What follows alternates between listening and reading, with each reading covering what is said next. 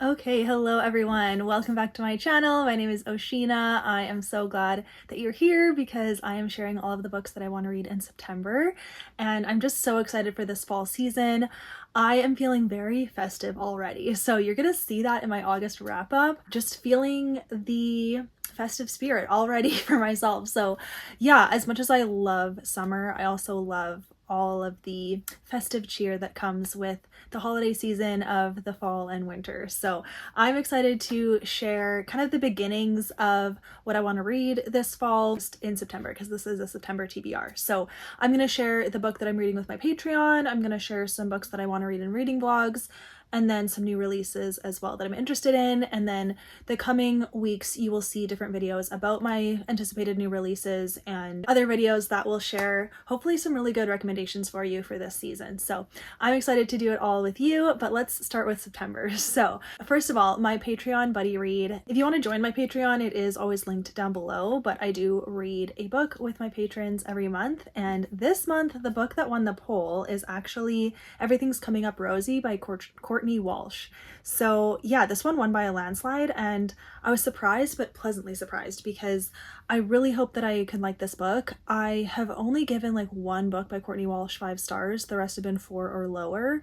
So she's not an all-time favorite author for me, but I'm hoping that I can like this book. We'll see how it goes. Cover is super cute, and it sounds like a cute premise. So it says, Rosie Waterman has one dream, to become a working actor, but lately that hasn't been working out. When she loses her apartment and her job on the same day, she does what she always does, puts herself out there, ready to find the next big thing. But a trip home makes her realize that while she's been struggling to make this dream come true, all her friends have become real adults with careers and weddings and babies on the way. Rosie's been at this for years and she has nothing to show for it, but how does she simply let her dream go? So I'll leave it at that. It sounds like it's going to be a coming of age, kind of growth type of story, and then I'm hoping there's romance in there as well. We shall see, but mainly it's going to be like, you know, a growth story for Rosie. So I will be reading that with my Patreon, and I'll definitely like share a review of it in my September wrap up. But yeah, I would be curious to hear what you guys think of it. Most of the people that I know and that I follow and my friends and everything have liked this book, so I hope that I'm one of them too. So one of the new releases that I want to read in September is called The Rules of Falling for You by Mollie Rushmeyer. So this comes out September 2nd, so pretty soon here. And I did get a free ebook copy, and I will be getting a physical copy from the publisher, so thank you to them. But I will share my honest opinion, of course, and here's a little bit of the description. It says, the perfect match can't be far, certainly not at a Regency themed singles retreat. That sounds so fun. Why doesn't that exist in real life, you know? Or maybe it does and I just don't know about it. Or so podcaster Zoe DeFore believes. After years of creating content for her relationship podcast inspired by Regency etiquette and era-appropriate rules for romance, she knows her listeners have anticipated this retreat, but she also attends with expectations of her finding the ideal modern-day gentleman who can meet every one of the non-negotiables on her checklist. Harrison Lundquist, Zoe's podcast producer and best friend's brother, reluctantly agrees to attend the retreat.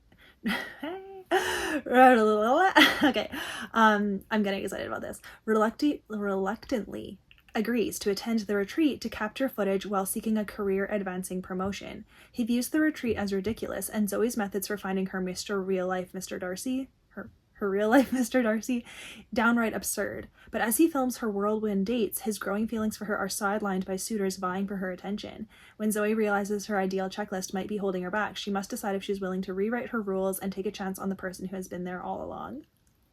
You guys, this is why I requested this book. That is my perfect trope, okay? Friends to lovers, brother's best friend, guy likes her first, all the things. It sounds really fun. Okay, so yeah, I will definitely be reading that in September. I'm so excited for it. As of now, I have not started this book, but I'm hoping to finish it before August, but if I don't, I'm going to extend it into September, and it is Across the Ages by Gabrielle Meyer. So this is the 4th book in the Timeless series, and yeah, Caroline holds a deep secret, living in 1727 and 1927 simultaneously. Each night she goes to sleep in one life and wakes up in the other. So yeah, this is the 4th book. Most of you guys know about the Timeless series. If you've not started it yet, I would suggest reading them in order, so definitely don't read this book. But okay. Sometimes I like say things and I'm like, did that even make sense what I just said? So then I pause and I think about it, and then I'm like, we'll just go with it. So anyways, I am filming a reading vlog reading this book, so I will be giving my spoiler-free thoughts. So I'm still working on it. It's just been too busy to sit down and film. So I will be reading this book as soon as possible, and you will see it in a vlog coming sometime soon, I hope. So, okay, this book did not remember that it was coming in the mail, and it wasn't even really on my radar, so my bad. But it's called Shadowed Witness by Angela Carlisle. This is book 2 to the Secrets of Kincaid series, but the first book is Secondary Target, which I read and reviewed on my channel already. And this is the second book, and it's a new release, and I totally forgot that I said I would read it. So the publisher did send this to me, and so I need to read it. I don't remember when it came out, maybe June, July time. So here I am having it now. Hopefully I can read it in September. And yeah, I'm really excited to get back into this series. The first book, Secondary Target, was a 4-star for me. I thought it was a really solid romantic suspense. It had enough kind of unique aspects to it that made me like it, but it's not like an all-time favorite. But hopefully this one is even better. We'll see. I think it follows the sister of the girl from the first book, so or something like that. I don't even know. But yeah, it's a murder mystery, and I really like the covers and just kind of the vibes of these books. So I'm hoping that I will like this one. So you follow a photographer, and she, listen to this, waking up with bruises on her neck and a foggy memory. She believes she survived an attack, but everyone seems to think she simply sustained a head injury from falling down the stairs outside her studio. Yikes. Without proof the other victim ever existed. And then there's a detective, Eric Thornton, who kind of believes that she was assaulted, I guess, and he wants to fight for her, which is cute. So yeah, I do like law enforcement romances, so I'm hoping that I like this one. And if you have read it, let me know. If you have not read it, but you have not, if you have not read the series at all, I do recommend Secondary Target. It was 4 stars for me. I thought it was solid. And if you have read it, here's the second one. Maybe you'll like this one too, hopefully. Someday soon, I will read The Voice We Find by Nicole Deese. But when I mentioned this in a previous video, some of you were so sweet about it and saying like, I totally get it. When there's like a hyped book, I also put off reading it. But then one of the comments said, I finally started The Words We Lost, and then I read The Roads We Follow, and then I did read The Voice We Find, and they're all 5 stars, so good. So I'm like, see, I really think I'm gonna like this book. So I think I need to put it in a video so that I motivate myself to read it. So that is the plan. It's gonna be around in September. This is the top priority, okay? Top priority, because it's also a review book, and I need to submit a review still, so my bad. Okay, also, The Blonde Who Came In From the Cold by Ali Carter. This is the sequel to The Blonde Identity, and I was gonna read it in August, but I didn't get to it. So I will be reading it in September, I think, because the audiobook is gonna be ready really soon, and this book has no holds on it, which is nice. For some reason, the hardcover, or not the hardcover, the large print version of this book did have holds on it, so I had to return it. I don't know why, but then this book came in and I can hold on to it until the audiobook comes in. So I do think I'm going to read this in September. I really hope that it's as good as The Blonde Identity. I gave The Blonde Identity like 4.5 stars because really liked it, loved the writing style, thought it was funny, so interesting, but there was a lot of language. That's the only thing, like they dropped the words, okay? So I'm assuming this book does that. Blonde Identity was also closed door, which is nice. I really hope this one is also closed door. So we'll see.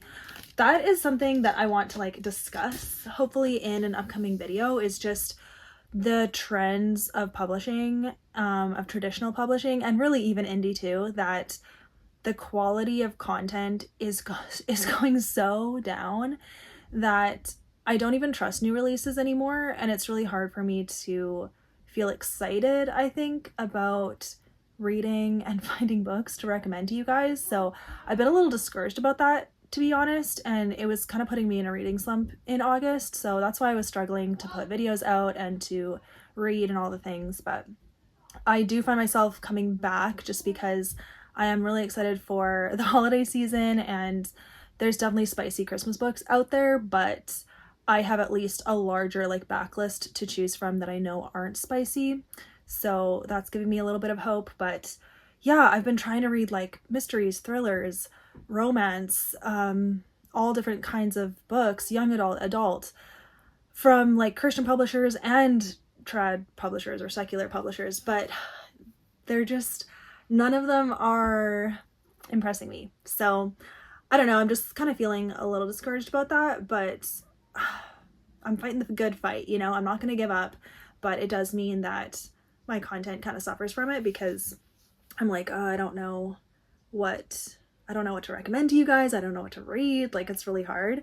Because then on top of that, my own reading taste is getting in the way, because I know there's lots of Christian books to choose from, but because so many of them are historical or Amish or just don't sound interesting to me, I don't want to read them. And even if I read them, I wouldn't be interested in them, so I wouldn't recommend them because I wouldn't rate them highly. Wow, what is going on? So yeah, just so you know, that's where I've been at. So I'm thinking of like making a whole video about it. I don't even know. I'm gonna start writing down notes and stuff, and we'll see if I can put together enough information and enough points to make a whole video, because I would love to discuss this more with you guys. And here I am talking about it now anyways, so if you want to talk in the comments about what I'm saying, I'd love to, because I just have been feeling like, where are all the good books? I feel like we've just gone down a really dark path, to be honest, with publishing, with books, with literature. So it's tough. It's really tough, but I am here. I'm not going anywhere. We're going to figure this out together. So yeah, not giving up. But anyways, you might be able to hear my family out there. We do have to go. I had family visiting the past couple days. So, and more are staying. Actually, we're taking some home and then we're picking more up. So it is kind of the summertime where we're having a lot of family time. So I do need to go, but I will see you guys in my next video. Thank you so much for being here. I'll write all of the books down below that I talked about. And yeah, I love being here with you guys. I love hearing from you. Thank you for watching my videos.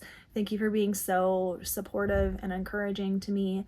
It means a lot. And I hope that I can give that back to you as well in the way that I run my channel. I hope that it is encouraging to you. And we're all learning here, you know. There's going to be stuff that I read that you don't agree with, or I don't know. I know that we're not all on the same page always, but I do feel the like general support from you guys, and so it does mean a lot. So just wanted to say thank you, and yeah, I'll see you guys in the next one. Bye guys.